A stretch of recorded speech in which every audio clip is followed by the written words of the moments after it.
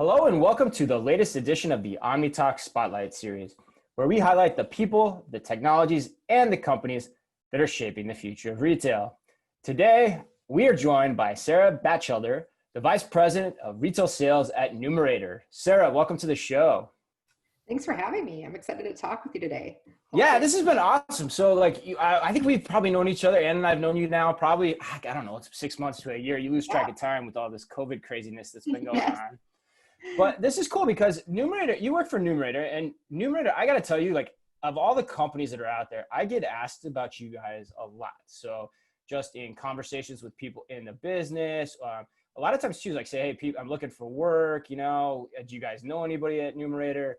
And so you guys are always kind of, just in and around the conversations about some of the cool things that are happening in retail, especially from like an insights and analytical perspective. So with that as a backdrop, who the heck is Numerator? What is it all about? What do you do? Yes, I could go on and on for this. So I'm going to answer this kind of in two parts. One, okay, just give you a little bit of background about the company. So we're headquartered in Chicago. Well, normally when we're not Midwest, all right. With COVID, as we're all working remote, and we're a global company, which a lot of people don't know. And we have offices across the U.S., but also in Australia, the UK, India, Jamaica, and we're really excited because we just launched in Canada. And now to kind of get to the heart of your question of what we actually do. So we have a variety of tech-enabled solutions that provide really an integrated path and purchase view.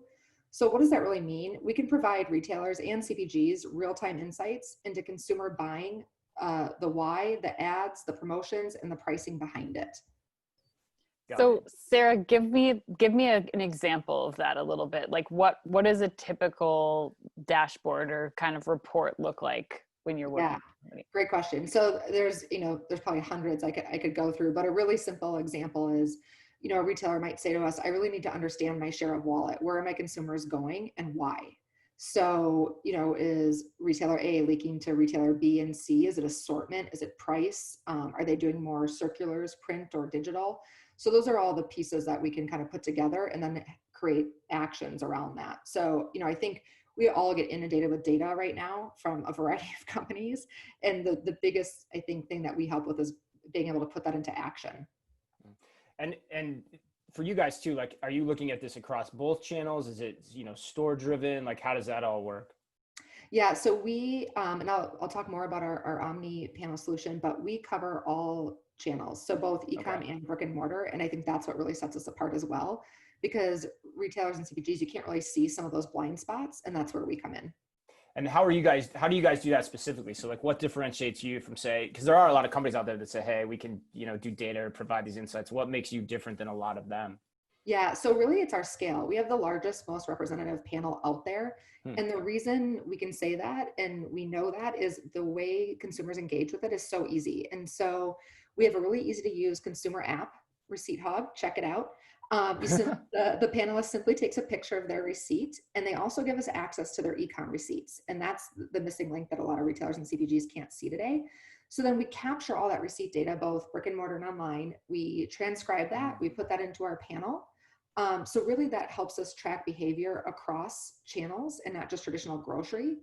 And that platform, we work with CPGs and retailers in a variety of ways. And so, it's more self-service where you can go in, it's almost like a Mad Lib where you say, I want to know this, this, and this. Or, some of our clients like those insights hand delivered to them. But really the scale of our panel and the channels we cover really sets us apart. And that's a good point too, because like retail is really broad. So like there's a lot of constituencies within that could find that type of information valuable. Who are all those constituencies, excuse me, number one, and how do you work with all of them specifically? Yeah, so even within a retailer and within a CPG, we have to flex on how they want to work. CPGs have bigger insights departments and can handle more of this data coming in, and whereas retailers are a little bit leaner. And they also with COVID have to make faster decisions. And so we really have a flexible business model where we can work in both ways. And so in a lot of our businesses, we have a team that's providing the insights right to their email and telling them exactly what to do with it. And others really like to dig in and roll up their sleeves and, dig into the data. Did you guys also work with, say, the middlemen, like the sales representatives and things like that, that are maybe acting on behalf of the CPGs for the retailers? Are they part of this puzzle too? Yeah, we definitely work with agencies and brokers as Okay. well. It's just a little bit different business model how we work with them, In terms but of its setup. absolutely. Got it. And when I say retail as well, it's not just the traditional channels that we think of as like mass media, grocery, but we also work with home improvement, with liquor stores, right? One of my favorite, Total Wine. Oh, interesting. Okay, cool. Good drop. I might be making a trip there today. It's Friday. That's So great. really, That's great. that just gives us that total view, not just the traditional channels. Yeah, got it. That makes sense. And then, so, okay, so that's cool. That's good. So what's your role then? Like, what is it that you do within that whole kind of industrial complex, so to speak? Yeah, so I lead our retail and QSR team, and I love retail. So I worked in retail and CPG and shopper marketing for 22 years, my entire career, and I get really excited about retail. Like the way I shop, I love to just kind of analyze everything about it. And what I love most about working with retail and here at Numerator is the data we can provide can really help answer meaningful questions all the way up to the C-suite. And that's what I think is so powerful about our data, because today, as we live in this new COVID world, there's new questions coming up that you never thought you were going to answer that we can answer. And I get really excited about that. Yeah. And Sara, what's the, like, I'm really curious, as you're talking about like how you make those questions that you're getting from all over the place about all sorts of things. What kind of things are you putting into like an action plan for them on how to respond? Like, what does that look like? Yeah. So one of the things we'll probably talk about a little bit more is, things like click and collect, right? So Yeah, I just use that as an great example. example. So retailers and CPGs, but we'll just focus on retail right now. They really want to understand how to play in that space, right? And so no one was really prepared for how this all took storm and how click and collect was such a huge part of the business. And so, whether we're doing a survey or looking at the panelist data to help understand those things, we can help them decide, hey, do you have enough parking spots even to handle this? Sure. And that, Interesting. that's real estate, right? And so things I never, even thought about. But also, are you doing the right incentives to get new consumers to use click and collect? Because we're finding in the data that, 2 out of 3 people are new to it. And so how do you keep them and sustain that? So you need to make sure the service is there, the offering is there, the product is there, right? You all saw what happened with supply chain. So those are types of ways we put our data into action. Well, let's stay there. Let's stay there for a sec. Let's stay there for a second. Like I want to come back and do like kind of the broad look at like what are some of the big trends you guys are seeing. But like, let's stay there for a minute. Like, talk more about that. Like, what is happening with click and collect in the sense of like, because those are some really interesting things. Like, is there enough parking spaces? Like, and what incentives work? What don't? Like, what are you guys seeing broadly? As that's just such a massive trend right now for retailers and CPGs, really, at the end of the day. Yeah. I mean, I don't know about you guys. I didn't use click and collect prior to COVID. And so I'm learning. Anne loves it. And can't get enough of it. In fact, Anne doesn't even she uses curbside. So she's even cooler. Always have been. You got to love that. It's amazing. I mean, even some of the data that you guys have put out, Sara, it's interesting to see how much of a shift that's created now, how people are even more willing to cancel their in-store trip to do curbside. And yes, I'm a huge advocate, but tell us more about that trend specifically. Absolutely. I mean, click and collect sales were up 63% during kind of this COVID period compared to January of 2020. Okay. And that's really driven by additional users and larger and more frequent trips. But as I mentioned, 2 out of 3 users plan to continue using click and collect post-pandemic. So, this isn't going to go away as far as, the need for click and collect. But what's really interesting is it's attracting a new customer base that tends to be older, lower income, households without children. So this is an opportunity for retailers to focus on how they're going to sustain those new users. So I think, again, they just have to think of do they have the right product in stock, parking spots, how they're going to incentivize shoppers to use click and collect and stay there in the future.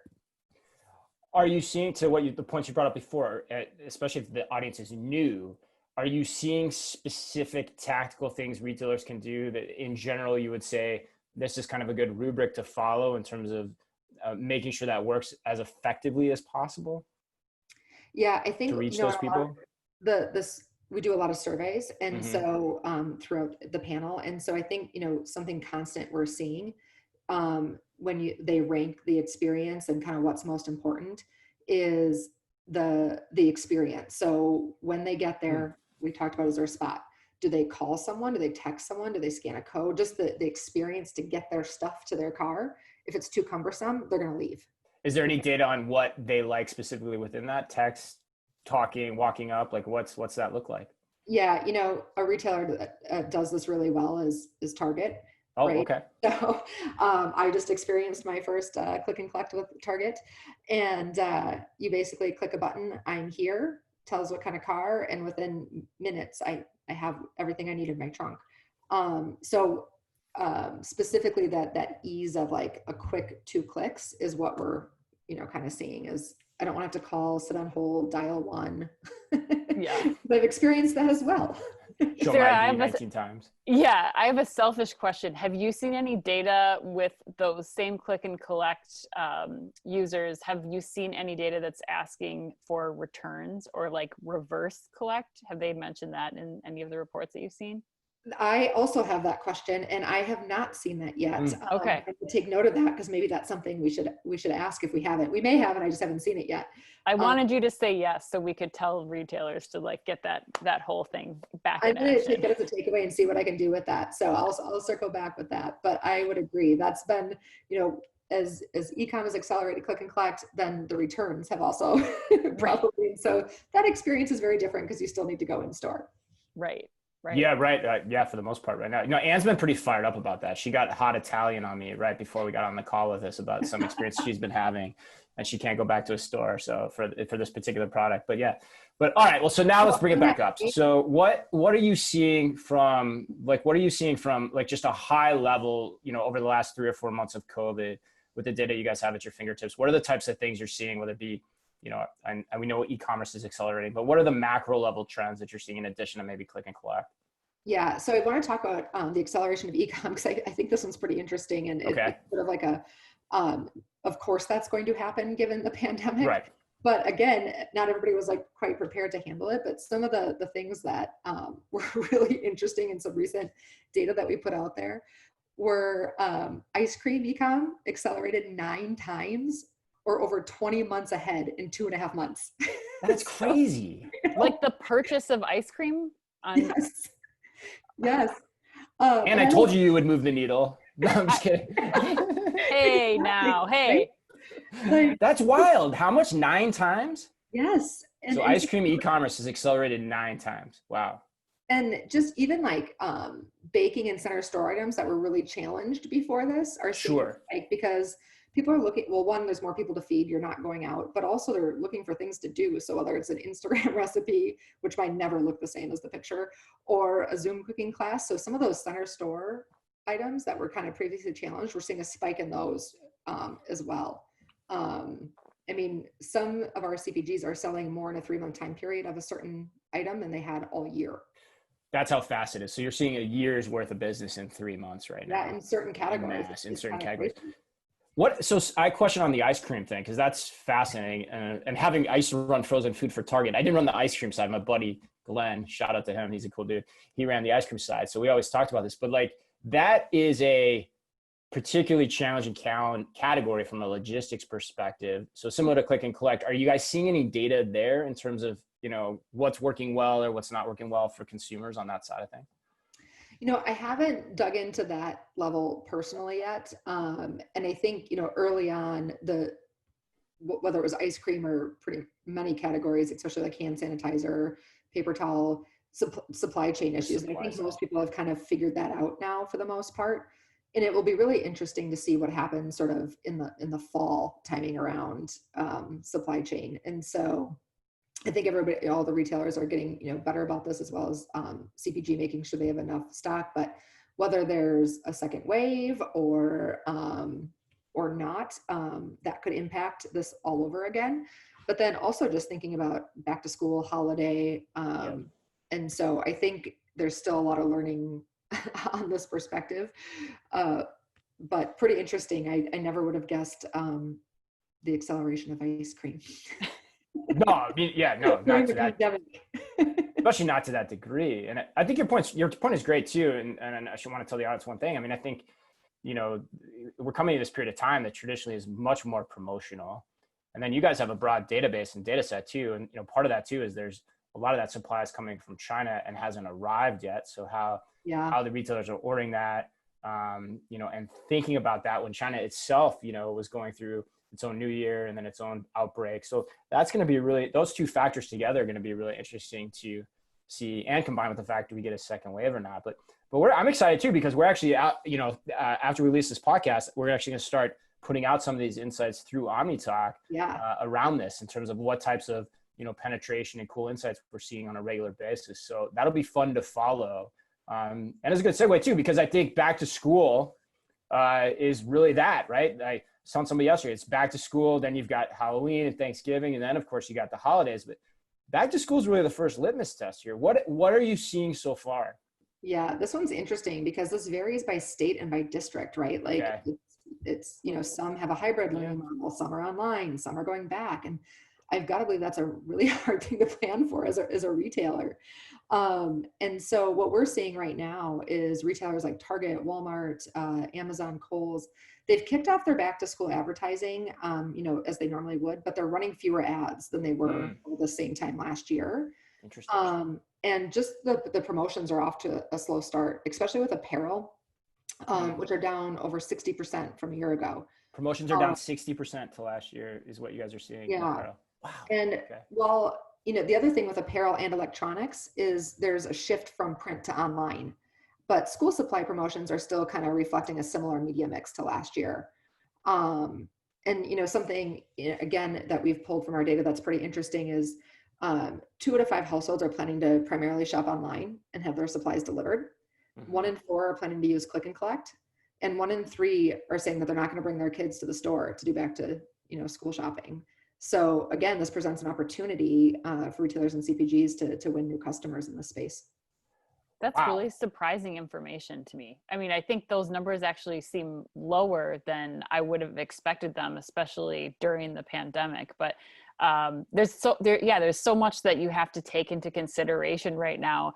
I'm curious, Sara, what kind of questions you've been getting from retailers and CPGs already kind of going into back to school? What are people trying to get their heads wrapped around, before we really dive into the season?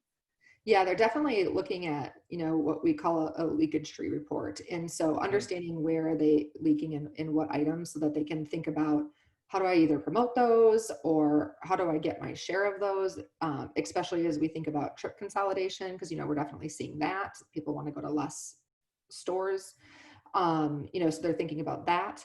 Also promotions. This is sort of a weird time on promotions. So right when COVID hit, we saw promotions completely go down. Although a lot of retailers were still promoting private label. They had a little bit more control over that, I think in supply chain, but we're starting to see definitely an uptick in promotions. I just mentioned a few of them, but some of them are moving from more print to digital. I think that's, another trend that we're seeing. So it'll be pretty interesting. Yeah, I think you're right. And I think that's the first thing I thought too, Anne, as you were talking, like it's that those numbers are lower than, I think you'd expect in some ways. And then to your point, Sara, too, I hadn't thought about like in terms of just there's so much probably disparity county by county in terms of how this is playing out and probably still will be. What's your impression so far, or if you have one, I'm curious, prediction of the season? Like, are we going to be at last year, below last year, better than last year? Like, and to what extent? Are you guys able to see anything at this point or even just early trends in the data? Yeah, I think it's going to vary by category. We're definitely seeing that, right? Because you're still going to need certain things, whether you're doing a hybrid model or physically at school or online, right? You're still going to need notebooks. You're still going to need some of those supplies. But, like I think of back to school shopping when I was a kid, that was my favorite thing to go do in August, and like, hey, let's load up on new shoes and, that new clothes. And, I think that takes on a whole different meaning. And like we just talked about the apparel promotions, that will definitely, we'll see that kind of go down, is my prediction. But then it's not as fun to shop for the school supplies on a tiny screen on a phone. I can attest to that right now. Yes. But even just thinking like what you like wear during a day too, just like on that apparel front, right? So I don't know about you, Anne, but wearing a lot of yoga pants and, Right. and sweatshirts. And the kids are too. Yeah. Yeah, I mean, and that's kind of what they're doing too. So, not getting the new shoes. And I think I feel like I've only worn shoes like a handful of times. Right. Are you seeing any other kind of, I guess, different categories that are kind of emerging or popping that wouldn't ordinarily? I mean, Chris and I were talking right before this, like you probably are seeing iPads and things like that go way up in purchases now versus, like you're saying, apparel, where a lot of the spend probably would have gone. Are there any other things like that you've seen? Yeah, some of the ones like that are going like that we're seeing less of, which is kind of interesting, is gum. Yeah, right. Toothpaste. Just I've some heard that. That's national, right? Because people they're not meeting. For sure is different. And so, that'll be interesting to see what happens with this upcoming season with back to school and holiday. Because are you going to have, Zoom classes? So then maybe you will do some of those routines differently, or, what is Thanksgiving going to look like? Are you going to have people over? Or are you not? Do you get ready the same way? So some of those categories are definitely going to be interesting to watch. Yeah, and one of the things I think is really cool about all of this conversation, you guys are tracking this week to week too, right? Like you guys have a back to school index. I was popping around on there yesterday, and I thought it was really interesting because it was saying everything you're talking about, which is the season is starting off lower from an indexing perspective relative than years past, being driven most likely by what you're saying. Like if people found this kind of thread interesting, where can they go to learn more about that? Yeah, definitely a couple of things. One, feel free to message me on LinkedIn. So okay. Sara Batchelder, Batchelder. But check out our website at numerator.com, because to your point, the back to school index, we have quite a few free resources on our website. Promotions tracker, ad spending, I mean, all the things that we talked about today. And we're doing that week to week. And, our clients are finding that as a really great resource. So if you want to learn more, definitely check that out. And any specific questions about the company or the solutions, you can easily go to hello@numerator.com. Okay, awesome. Yeah, it's really cool. I think for anyone listening who found that thread, and I'm fascinated by this. I mean, Anne and I were talking about this before, like, how is this going to play out? Like, what are people going to buy for this season? And then I think the next one right around the corner, like, what the hell is going to happen around Halloween? Yes. Like, I mean, are you seeing anything at this point? I mean, it's really early, but I know online, that stuff starts up kind of right now. You run that business too, but like, curious what you're seeing. Yeah, we're talking to a lot of customers about this, and they're having a hard time planning a little bit, because are people going to go to houses? Are they going to leave candy outside? They're all toying around with some different creative ideas, and we haven't seen anything quite yet. The holiday that I'm really curious on what's going to happen, or the kind of event in the back half here, is Black Friday. Yeah. So I'm going to make some assumptions, right, that retailers aren't going to say, hey, I want a bunch of people coming to my store, lining up at 4 a.m. And so how are they going to handle those, Black Friday promotions, to continue, to see the revenue that you would normally see if you would go to the store. So I think that's going to be a whole different game this year too. Yeah, like the last question on that, and then we'll play How Millennial Are You? Because I know you've been studying. But to your point, like when COVID started, we've been less promotional. Now with back to school, it sounds like we're actually being less promotional again, at least in specific categories. I'm getting asked that question a lot for Black Friday. Any thoughts there, or is it too early yet? Like, where are we going to be promotionally with Black Friday, Cyber Monday, et cetera? Yeah, and this is, we don't have a ton on this yet. We have some things and some surveys we've done, but I think we're going to see an increase in digital promotions. And, we talked about the acceleration of e-com. We're going to see that happen again, and probably a new way as retailers think about how they're going to, still keep those short delivery windows. Over that, because that's part of the reason we do that, right? You think Amazon, I get it the next day. Well, we don't quite get it the next day anymore.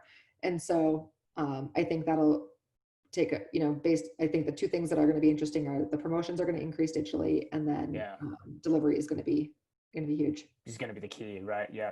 Which is fascinating too, because that's going to be a relatively expensive, from a margin perspective, way for all the retailers to serve their their customers, regardless of the category. So, you know, when they're trying to comp those volumes from last year, that's going to be an interesting predicament. So and then, and what do they do to pull the trigger in store? Fascinating stuff. This is cool. Yeah. And again, like I said, if you guys have liked this conversation so far, be sure to check us out over the next few weeks, because we're going to be sending stuff more your way in partnership with Numerator too. So, Anne, I think we're ready. Are we going to do this? Let's rock this. All right, here we go. All right, Sara. When you are going to pay for something at the grocery store, what are you pulling out? Your phone, your wallet, cash, a credit card? What is it? I'm grabbing my wallet, usually trying to find my credit card that I threw in my purse and not back in my wallet. But on top of it, I don't know if you do that, but on top of it, my credit card is ripped. It's like broken, barely hanging on, and I won't get a new one because they changed the account number and then I have to set up all my auto pays again. Mm-hmm. So that's how I'm paying. Tale as old as time, Sara, but we need to get you onto Apple Pay because you don't have to worry about that ever again. Yeah. So you're like a purse grab bag at checkout. That's basically what we're talking about here. That's what this thing looks like. Yep. Got it. All right. So you're not doing, this week we talked about Venmo being the next thing. So you're not on the Venmo Apple Pay trail yet. I'm definitely using Venmo and Apple Pay. So it's funny because I use Apple Pay for all my online purchases, which I'm so happy it doesn't ring because it rings like 5 times a day with some new delivery. Okay. So I use it online, but not in store, which is sort of funny. And Venmo, I'm constantly Venmoing my kids because they're like, open low. So. Yeah, that'll be more prevalent too, we think. I mean, we were predicting that earlier this week in terms of how much that's going to start to take off here as retailers get on. Good kudos to CVS for getting on that bandwagon. Yeah. Okay, Sara, next question. In the last week, how many times have you ordered food or coffee or drinks from an app? Oh gosh, at least 9. Whoa! A lot. 9 times. That might be like a record set on this show, Chris. I don't know. That's Ferris Bueller. 9 times. 9 times. Oh, yeah. What kind of 9? What are you buying in that 9 times? What's your proportion there, data expert? I go to Starbucks every single day. Oh, wow. Okay. Order every day. Using the Starbucks app. Okay. So they see me every day and say hi to me. It's embarrassing when they say my name and everyone else is waiting for the drink and mine is ready to go. And then we use DoorDash at least 4 times during the course of the week. So I bet I'm up to 9 this week already. Sara, have you explored the Dash Mart from DoorDash? Are you going to be one of those early pilot customers in Minneapolis? I haven't yet, but I did do the Dash Pass because I looked at how much my kids were ordering in the delivery and I'm like, are you kidding me right now? So I did that. Yeah. But I haven't checked that out yet. Okay. I mean, she's got it on every single one, Chris. I feel like we're so close. We'll do the final question. I don't know. We need some work in store on payments, but we need some work in store, but in store payments, there needs some work. Yeah, the Dash Pass. I mean, nobody we've talked to has had the Dash Pass, so I feel like I'm gonna give some of the credit to her kids because I feel like they have helped you substantially come in and win this game. But let's get to the last question. So, if you, Sara, could only use one social app, which one would it be and why? Oh my gosh. Okay. I don't know if I should answer this with my first. Oh yeah, you should. Yeah, now you definitely should. Okay, I'm gonna say TikTok. Because I am obsessed with TikTok and I waste so much time at night. And this is why this is my favorite because, a lot of people aren't commenting and there's nothing about really COVID on there. It's like a great little brain-free break from kind of the real world. And if I see that little white dog, like banging his head in the thing again, I'm going to die laughing. Like it is the best. I spent 2 hours out last night, which is pretty embarrassing. What? Yeah, I probably shouldn't tell people that, but I don't do that every day, like my Starbucks trip, but it's just kind of some mindless entertainment, during this strange time. It's like America's Funniest Home Videos on a live stream. That are what, 20 seconds? Perfectly catered to you. It's like 20 seconds, right, Anne? Like 15 seconds? Or Sarah? Yeah, I mean, depends on how like there's different time domains that you can work within, but yeah. Oh, cool. Okay, got it. That's crazy. 2 hours? Yeah. And my kids, I'm like, hey, do you want to make a TikTok? They're like, you're too old. Do not make a TikTok. That's so funny. So I may have made a few just to embarrass them, but We'll save that for another podcast. That's fantastic. That's our first TikTok, right, Ann? I don't think we've had I think it's yet. One of, if not one of the very few, yes. But Sarah, do you want to give your TikTok handle away, or do we just have to find these videos? You're just gonna have to find it. Okay. Well, we're up for the challenge. Well, Chris, I think she did a fantastic job. And I would say she's like marginal millennial, like right over the hump. The TikTok thing throws her over the edge. Yeah, I think we've had TikTok. I think we've had TikTok as like the throw in of like, I'm cool, but I chose LinkedIn before, as the first choice. I think we had that, but I don't think we've had anyone go all in on TikTok. True. And I guess, Sarah, get your money's worth now, because God knows where that thing's going. Yeah, right. 45 days, but man, that was awesome. Yeah, no, I think I thought she did great. Like the upper echelon of millennials on this program, that's for sure. So, well, Sarah, again, that was great. I had a ton of fun. I had a ton of fun doing this. I learned a lot. I'm excited about continue to learn with you guys too as we go forward. Again, real quick, if people want to learn more, where should they go? Find me on LinkedIn, message me, or send and check out hello@numerator.com. And awesome. Get Very back awesome. All the answers you need. All the answers you need, every single one of them throughout the season. Awesome. Well, hey, again, thank you so much. On behalf of Ann, that was Sara Batchelder, Vice President of Retail Sales at Numerator. And as always, to everyone out there, be careful out there.